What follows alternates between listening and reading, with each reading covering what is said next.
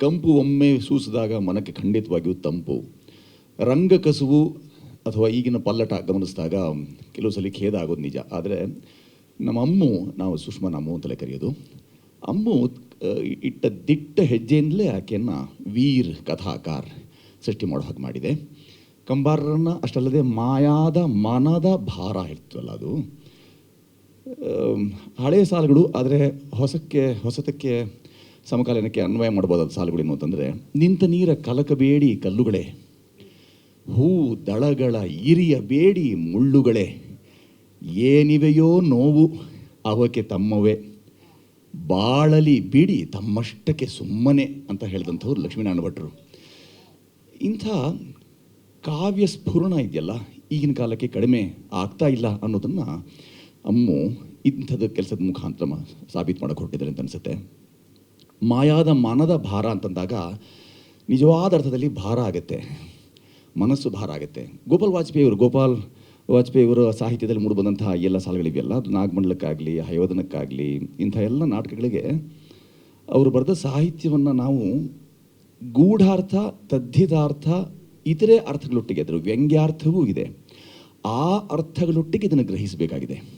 ಮಾಯಾ ಅಂದರೆ ಮಾಯಾಂಗನೆಯೂ ಅಲ್ಲ, ಮಾಯವಾದದ್ದೂ ಅಲ್ಲ. ಅಂದರೆ ಗಾಯ ಮಾಯದೇ ಇರುವ ಸಂದರ್ಭ ಮನಸ್ಸು ಹೇಗೆ ಭಾರ ಆಗಬಹುದು ಅನ್ನೋ ಗೂಢಾರ್ಥದಲ್ಲಿ, ಲಕ್ಷ್ಯಾರ್ಥದಲ್ಲಿ ಇದರ ಬಳಕೆ ಆಗ್ತಾ ಇದೆ. ಒಂದೊಂದು ಸಾಲನ್ನು ಹಾಗೆ ನೋಡ್ಕೊಂಡ್ರೆ ಕಂಬಾರರು ತುಂಬ ಸರಳ ಅಲ್ಲ. ಕಂಬಾರರ ಸಾಲುಗಳನ್ನು ಗಮನಿಸಿದಾಗ ಅಡಗಿರುವ ನಿಕ್ಷೇಪವೇ ಭಾರ ಅಂತ ಹೇಳ್ತಾರೆ ಅವರು. ಅಕ್ಷಿಯೊಳಗಡಗಿರುವ ನಿಕ್ಷೇಪವೇ ಭಾರ, ಒಳಿತು ಕೆಡುಕಿನ ಹಕ್ಕಿನಣ್ಣ, ಏ ಕುರುಬರಣ್ಣ ಸತ್ಯುಳ್ಳ ಶರಣ, ಕಾಪಾಡೋ ಕುರಿಗಳನ್ನು. ನಾವು ಇವಾಗ ಹೇಳಿದಾಗ ಕಾಪಾಡು ಅಂತ ಹೇಳಿದಂತೆ ಪ್ರಾಯ ಆ ಥರದೊಂದು ನಾನು ಗಮನಿಸಿದ ಅಮ್ಮನ ಇದನ್ನಲ್ಲ, ಈಗ ಹೇಳೋಕ್ಕೆ ಸಮಯವೂ ಇಲ್ಲ ಮತ್ತು ವೇದಿಕೆಯೂ ಅಲ್ಲ, ಆದರೂ ಹೇಳಬೇಕಂತೇನು ಅಂದರೆ ಅಮ್ಮು ತುಡಿತ ಅಂಥದ್ದು, ಹೃದಯದ ಬಡಿತವೇ ಆಕೆಯದು ಈ ಥರದೆಲ್ಲ ಒಳ್ಳೊಳ್ಳೆ ಕೆಲಸ ಅನ್ನೋದಕ್ಕೆ ನಾನು ಸಾಕ್ಷಿ. ಯಾಕೆಂದರೆ ಅನೇಕರು ಆಗಲೇ ಚಿತ್ರಗಳನ್ನು ತೋರಿಸಿದ್ರು, ಎಷ್ಟೆಷ್ಟು ಜನ ಆಗಿ ಹೋಗಿದ್ದಾರೆ. ಅವರವರ ಧ್ವನಿಯಲ್ಲಿ ಅವರ ಆ ರಸನಿಷ್ಪತ್ತಿಯನ್ನು ಗಮನಿಸಿದಾಗ ನಿಜವಾಗಿಯೂ ಮನಸ್ಸು ಈಗ ಆರ್ದ್ರಗೊಳ್ಳುತ್ತೆ. ಎಂಥೆಂಥವ್ರನ್ನ, ಮೈಸೂರಿನಲ್ಲಿ ಯೋಗಣ್ಣ ಇದ್ದರು, ಅವರ ಸಾಹಿತ್ಯ ಗಮನಿಸಿದಾಗ ಯಾವ್ಯಾವುದನ್ನು ಹೇಳಲಿ ಅಂತ ಬರುತ್ತೆ ಮನಸ್ಸಿಗೆ, ತಡಬಡಿಸುವಂಥದ್ದು ಯಾವ್ದು ನೆನಪಾಗೋಲ್ಲ, ಯಾವ್ಯಾವುದನ್ನು ಹೇಳಲಿ ಅಂತ. ಮೈದುಂಬಿ ಬಂದಿಗಳು ರಾತ್ರಿ ಕಣ್ಮುಚ್ಚಿ ಕುಂತಿಹುದು ಧಾತ್ರಿ, ಏಕಾಂತವಾಗಿದೆ ಬಲು ಮೌನ ಸಾಗಿದೆ ಹಾಯಾಗಿ ನೀ ಮಲಗೋಕಂದ ಒಂದು ಜೋಗಳ ಪದ್ಯವನ್ನು ಎಷ್ಟು ಚೆನ್ನಾಗಿ ಬರೆದಿದ್ದಾರೆ. ರಸವೋ ವಿರಸವೋ ವಿಧಿ ಸೂತ್ರ ಮಗುವೇ, ಎಷ್ಟು ಚಂದ. ಯಾರು ಹೇಳಿದ್ದಾರೆ ಅಂತ ಕಿವಿ ಮಾತನ್ನ ಈಗ. ರಸವೋ ವಿರಸವೋ ವಿಧಿ ಸೂತ್ರ ಮಗುವೇ, ಬಂದುದೇ ರಸವೆನಲು ಬಾಳೆಲ್ಲ ನಗುವೆ. ಈ ಸಾಲುಗಳನ್ನು ಹಾಗೆ ಹೇಳುವಂಥವ್ರು ಅನೇಕರು ನನ್ನ ನಡುವೆ ಇದ್ದರು. ಅಮ್ಮು HD ಅರಸು ಅಂತ ತುಂಬ ಜನರಿಗೆ ಗೊತ್ತಿರಲ್ಲ, ಗೊತ್ತಿದ್ದವರು ಪಾಪ ಅದನ್ನು ಅರ್ಥ ಮಾಡಿಕೊಂಡವರು. ನಿಲ್ಲೋಕೆ ಶಕ್ತಿ ಇಲ್ಲ ವೇದಿಕೆ ಮೇಲೆ. ನಾವು ಹೇಳಿದ್ದು, ನಾವೆಲ್ಲ ಎಳೆಯರು, ಅವ್ರನ್ನ ಕರೆದು ನಿಮಗೊಂದು ರಂಗ ಗೌರವ ಕೊಡಬೇಕು ಅಂದರೆ ಏನು ಕೊಡ್ತೀರಿ ಅಂದರೆ, ನಾವೆಲ್ಲ ಇಂಥ ಕ್ಷುಲ್ಲಕ ಸಂಗತಿ ಅಂದರೆ ಒಂದು ಗಡಿಯಾರ ಕೊಟ್ಬಿಟ್ಟು, ಅವರು ಗಡಿಯಾರ ನೋಡ್ಬಿಟ್ಟು ಇನ್ನೆಷ್ಟು ಸಮಯ ನಿಮಗಿದೆ ಅಂತ ಹೇಳಿ ಕೊಟ್ಟಿದ್ದೀರೇನೋ ಅಂತಂದ್ಬಿಟ್ರು.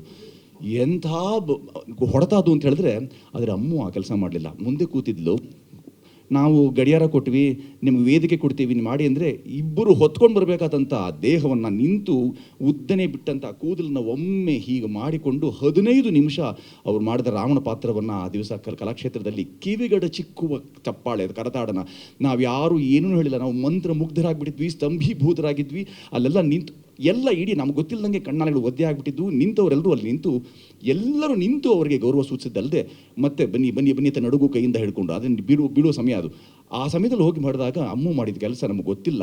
ಅವಳು ಕಿಸೆ ತೆಗೆದ್ಲು, ಅವಳು ಇಟ್ಕೊಂಡಿದ್ದಂಥ ಹೆಗಲು ಚೀಲಗಳು ತೆಗೆದು ಅದರಿಂದ ತನ್ನಲ್ಲಿದ್ದ 15,000 ರೂಪಾಯಿಗೆ ಒಂದು ಚೆಕ್ಕನ್ನು ಬರೆದು ಅವರು ಕೊಟ್ಬಿಟ್ಲು. ನಾನು ಅಂದ್ಕೊಳ್ಳೋದು, ಇದು ಒಂದು ರಂಗ ಅಂತಃಕರಣವೇ, ಮನುಷ್ಯನ ಅಂತಃಕರಣವೇ, ಇದೆಲ್ಲವೂ ಗಮನಿಸ್ಕೊಂಡಾಗ ನನಗೆ ಅನಿಸೋದು ಇಂಥ ಪ್ರಭೃತಿಗಳು ಜಾಸ್ತಿ ಬೇಕು. ಅಂದರೆ ನನಗೆ ಗೊತ್ತು, ಇವ್ರು ಚೆನ್ನಾಗಿ ಗೊತ್ತಿದ್ದಾಳೆ ಅನ್ನೋ ಕಾರಣಕ್ಕಾಗಿ ಹೇಳೋ ಮಾತಲ್ಲ ಇದು. ಇಂಥ ಪ್ರಭೃತಿಗಳು ಅಂತಃಕರಣ ಇದೆಯಲ್ಲ ತುಂಬ ಶುದ್ಧ ರೂಪ. ಅದಕ್ಕೆ ಶೇಷಾದ್ರಿ ಅವರು ಭಾಳ ಚೆನ್ನಾಗಿ ಹೇಳಿದ್ದು, ಏನನ್ನೂ ಯಾವುದು ಜಾಲರಿ ಇಲ್ಲದೆ ಹಾಗೆ ಹೇಳಿಬಿಡ್ತಾಳೆ ಅಂತ. ಹಾಗೆ ಹೇಳುವಂಥವ್ರ ಸಂಖ್ಯೆಯೇ ಕಡಿಮೆ ಆಗಿದೆ. ಅದಕ್ಕೆ ಮುಖವಾಡ ಪದದ ಬಳಕೆ ಮಾಡಿದ್ರು. ಈ ಮುಖವಾಡವನ್ನೆಲ್ಲ ಪಕ್ಕಕ್ಕಿರಿಸಿ ಈ ಕಂಬಾರ ಬರೆದಂಥ ಇದನ್ನೆಲ್ಲ ಮತ್ತೆ ಮರುಪ್ರದರ್ಶನ ಅಥವಾ ಮರುಪ್ರಸ್ತುತಿ ಮಾಡೋಕ್ಕೆ ಅಂತ ಹೊರಟಿದೆಯಲ್ಲ, ಅದು ನಿಜವಾಗಿಯೂ ಸ್ತುತ್ಯ ಮತ್ತು ಶ್ಲಾಘ್ಯ ಕೆಲಸ.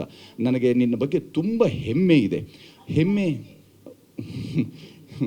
ಎಮ್ಮೆ ಕಾಯುವವರಲ್ಲೂ ಇರುವಂಥ ಅನೇಕ ಸದ್ಗುಣಗಳನ್ನು ಅರ್ಥ ಮಾಡಿಕೊಂಡವಳು ಆಕಾಂಕ್ಷಾ ಅಂತ ಮನೋವಿಕೃತಿಗಳನ್ನ ಇಟ್ಕೊಂಡಂಥ ಹುಡುಗರನ್ನೆಲ್ಲ ಸಾಕಿ ಸಲದಂಥ ಈ ತಾಯಿ ಇವತ್ತು ಈ ಕೆಲಸವನ್ನು ಮಾಡಿಕೊಟ್ಟಿರೋದು ನಮ್ಮೆಲ್ಲರಿಗೂ ತುಂಬ ನಾಚಿಕೆ ಅಂತ ನನಗನ್ಸುತ್ತೆ. ಯಾಕೆಂದರೆ ನಾವೆಲ್ಲರೂ ಪ್ರವೃತ್ತಿಗಳೇ, ರಂಗದಲ್ಲಿ ತೊಡ್ಕೊಂಡವರು, ರಂಗದಕ್ಕಾಗಿ ಅಂತ ಕೆಲಸ ಮಾಡಿದವರು.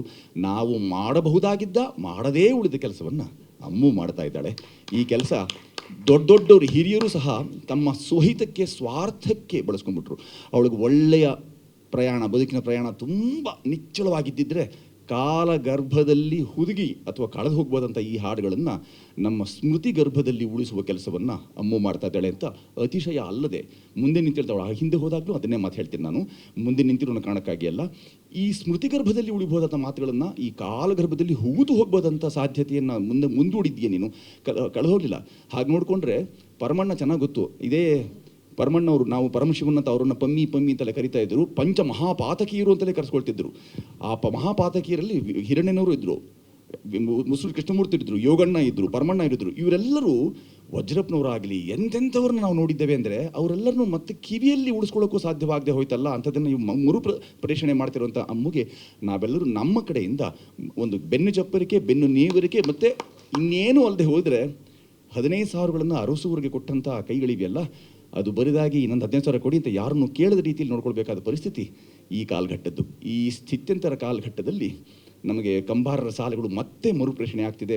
ಕಂಬಾರಗಳು ನೀವು ಗಮನಿಸಿ ನೋಡಿ, ಕಂಬಾರರ ಸಾಲುಗಳು ಸರಳವಾಗಿ ಸಿಕ್ಕೋದೇ ಇಲ್ಲ. ಕುರುಬರಣ್ಣ ಅಂತ ಹೇಳಿದ್ಮೇಲೆ ಕಳಕೊಂಡು ಹಳಹಳಿಸಿ ತಿಳಿಯಾದೆ ತಿರುಗೇವ ಅಂತ ಹೇಳ್ತಾರೆ. ಕಳಕೊಂಡು ಹಳಹಳಿಸಿ ತಿಳಿಯಾದೆ ತಿರುಗೇವ ಮತಿಗೆಟ್ಟು ಮರುಳಾದೆವಣ್ಣ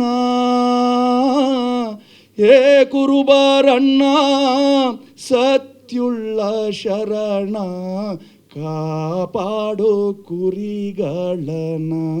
ನೀವು ಹೇಳಿದಂಥ ಮಾಡುವೆ ನಮನ ನನ್ನ ನಮನ ಮಾಡಬೇಕು ಅಂತ ಅನಿಸಲ್ಲ. ಇವರೆಲ್ಲರನ್ನು ಬಿಟ್ಟು ಹೋದ ಆಸ್ತಿ ಅಥವಾ ಕೊಟ್ಟಿರೋ ಆಸ್ತಿ ಇದೆಯಲ್ಲ, ಈ ಸ್ವತ್ತನ್ನು ಕೇವಲ ನಮನ ಮಾಡಿದ್ರೆ ಸಾಕಾಗಲ್ಲ, ಸ್ವಲ್ಪ ಗಮನನೂ ಹರಿಸ್ಬೇಕು. ನಮಸ್ಕಾರ.